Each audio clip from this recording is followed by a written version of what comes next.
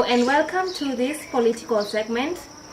The word leadership can bring to mind a variety of images. It may be an explorer cutting through a jungle for the rest of his group to follow. It may be an executive developing a campaign strategy to beat the competition, or better yet, a political leader running for public office. In this segment, we will look at the political leader. From the onset of campaigns to the announcement of results, social media has over the years created a platform for digital politicians to campaign.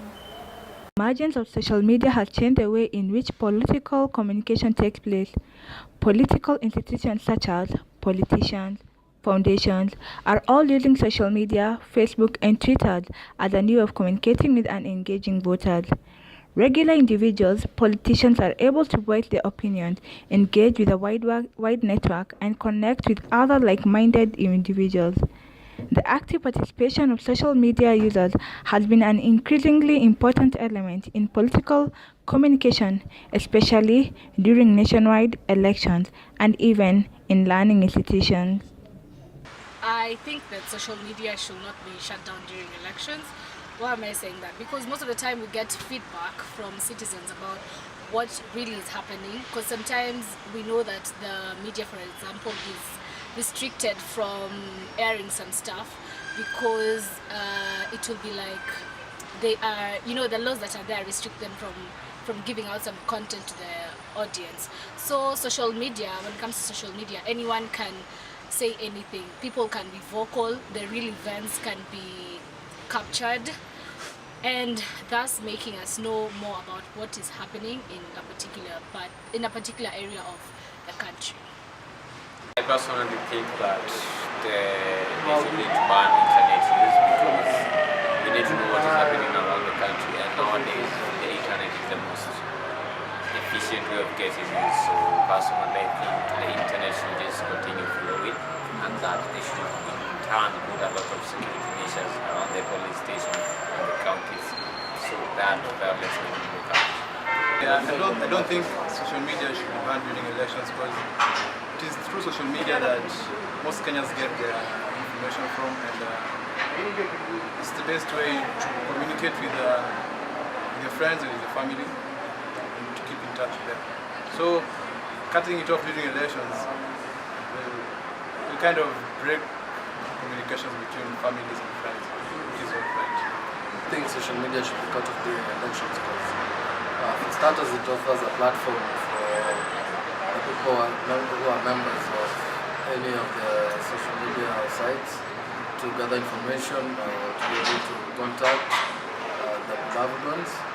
And also I think it being shut off would really bring a backflow in information, which of course we don't want, because I believe during such a time communication or information is important.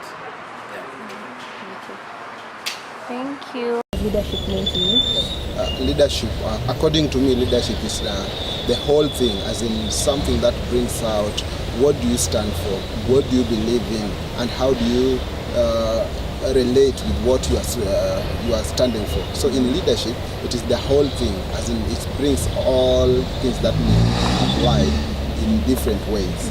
Yes. It is a whole package. Whole package, sure. Okay, so you are the outgoing vice president. What were some of the responsibilities you had in the office? The vice president is the person responsible for academics. So you find that everything concerning academics, I have to look at, to check whether students they have the exam cards during examination. I have to check whether this student, their grades are there. I have to check whether this student, they have a good relationship with the registrar, the lecturers around and everything. So everything concerning academics, I have to report it. I have to start with the quality assurance part. I have to go to the deans, then I reach the DVC, the academics affairs. So you find it's a whole thing that brings everything in perspective.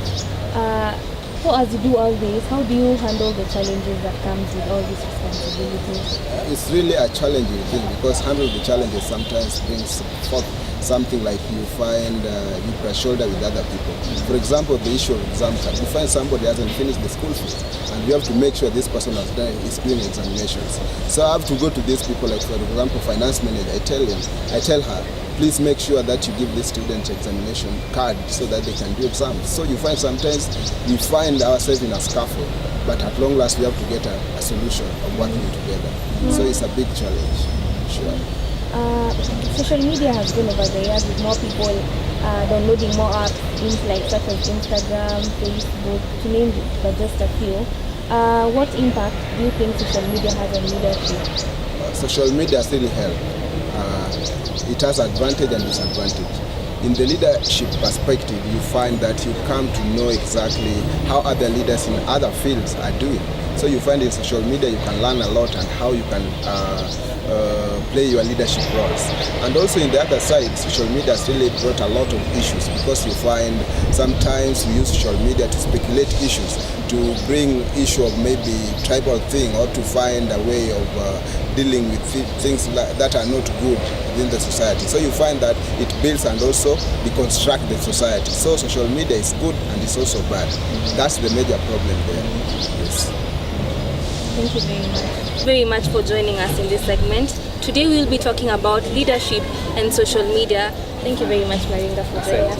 What does leadership mean to you? Leadership is the ability to spot a gap within the society, within a particular community that you exist, and coming up with a particular solution on how you can be able to deal with that particular problem that the people are facing. If you are able to spot a problem, come up with a solution, then that qualifies you to be a leader. Yes. And you are one of the sons vying for the Gisa presidential seat. How did that come about? Of course, we realized a few gaps here and there in student leadership that we intended to, of course, come on board and seal the gaps by providing more solutions to the students. Apparently, we never got to office, and we wish the guys who got to office the very best. Now, as you were vying, you were definitely using different forms of medium to market yourself. How did you use social media to campaign? First, their students, we never got to meet in person, but we were able to meet them on social media. Secondly, students who did not know what we had to offer also got to know what we were offering with a specific team on social media again. And thirdly, we also got to interact with the students who actually wanted to question what it is that we wanted to offer, and we were able to interact with them. We also got to get their feedback, which was also included in part of our manifesto. And so it was more of interaction with them, us giving them what we want to offer, and them giving us feedback on what they thought was the best thing. Having vied for this position, is it a passion that started once you got into university, or have you been a leader somewhere else, probably in high school or somewhere else? Have you been in any leadership position? Yes, I think I can trace my leadership back to class 7. That is when I was first appointed as a prefect in school. Then class 8, I got to become the head boy. Then Form 1, I became a prefect. Form 2, a prefect. Form 3, a prefect. Form 4, I was a deputy head boy. And then when I came to campus again, I got into various leadership positions. And so it is a continuous thing. It's something that started way back when I was in primary school. So it's inborn, it's something that started. Does it run in the family? Yes, my brother is at Moi University. He's the current finance director amongst the students. My sister was at Nairobi University. She was also a student leader amongst the students of the law campus. My small bro just joined USIU and he's also into leadership. He will be vying in the next few months, so I think it's something that now has come of age within the family, and it's a nice thing. It teaches you to be responsible from a young age. We just had the elections, and elections, it's a win-lose situation, and unfortunately, you are not able to clinch the seat. So, what are your plans now that you are not able to get the seat? Are you planning to vie for the next seat, the next elections, or what are you trying to do next? Okay, as of now, I wouldn't tell whether I'll be vying in the next election or not, but we have a few things we will be doing pertaining students' development. We will be having various visits to children's homes, and we'll also be organizing events where we'll be raising funds for the needy students within campus. We also realize that there is a student who walks from Imara Daima to Daystar every single day.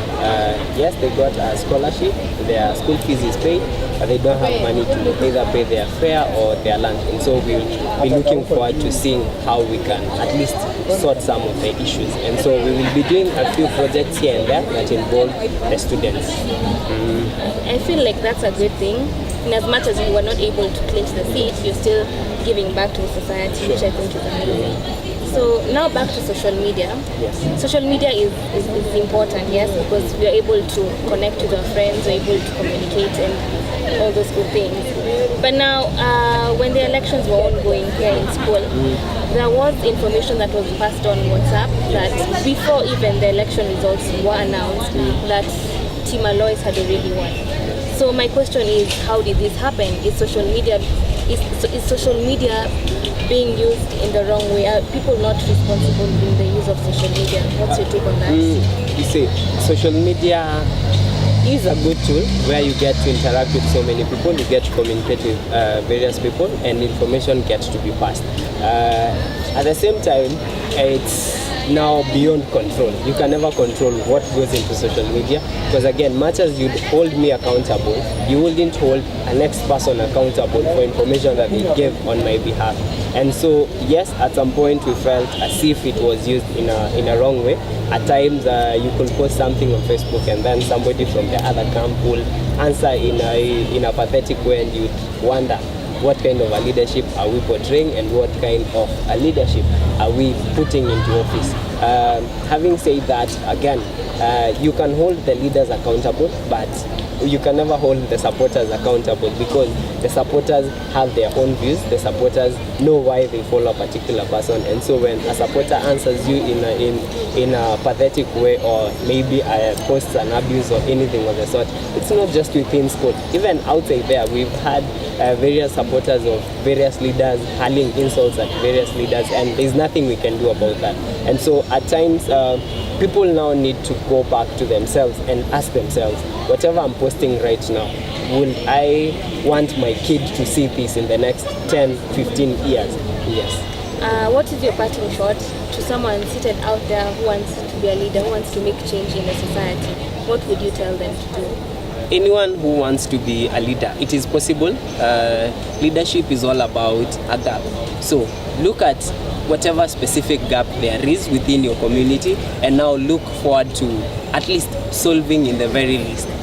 Leadership is again about touching people. So if you can come up with a means of touching just one soul, then of course you've done your bit in life. Again, there is no leader who will do everything. So do that which is your bit, and let somebody else now come and fill the other gap. Okay, thank you very much for your time. Thank you. There you heard it from Maringa, one of the contestants of the DUSA elections. He may have lost, but it does not end there. He still carries on to make an impact in the society. Thank you. All the roads would lead our way. Plan for a better house with Jubilee. All the stars would guide us.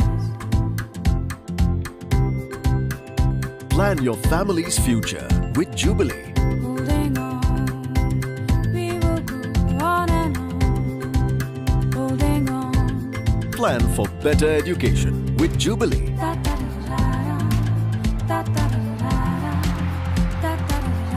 In fact, plan your whole life with Jubilee. Jubilee Life Insurance. Live free. Leadership is about making others better as a result of your presence, and making sure the impact lasts in your presence. That's it for this political segment. Hope you enjoyed it.